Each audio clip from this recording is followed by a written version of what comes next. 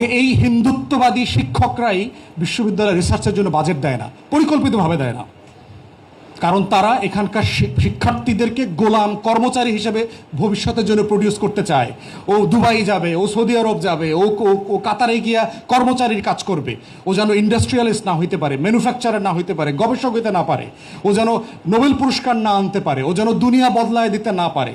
এই রকম গোলাম ছাত্রছাত্রী আমি এখান থেকে প্রডিউস করব। কাগজ দিব, চোতা দিব, কিন্তু ওই চোতার ভিতরে কোনো দক্ষতা থাকবে না, শুধু থাকবে বেকারত্বের অভিশাপ। পরিকল্পিতভাবে আমাদের শিক্ষা ব্যবস্থাকে ধ্বংস করে দিচ্ছে এই হিন্দুত্ববাদী শিক্ষকরা, যারা আপাত মস্তক চরিত্র হচ্ছে এক একটা হেমন্ত এবং শুভেন্দু অধিকারী, যাদের এই ইতিহাসের সাথে কোনো কানেকশন নাই, যারা আসলে ইতিহাসের এই লড়াইটা বোঝে না যে বিশ্ববিদ্যালয়টা আসলে কিসের লড়াই।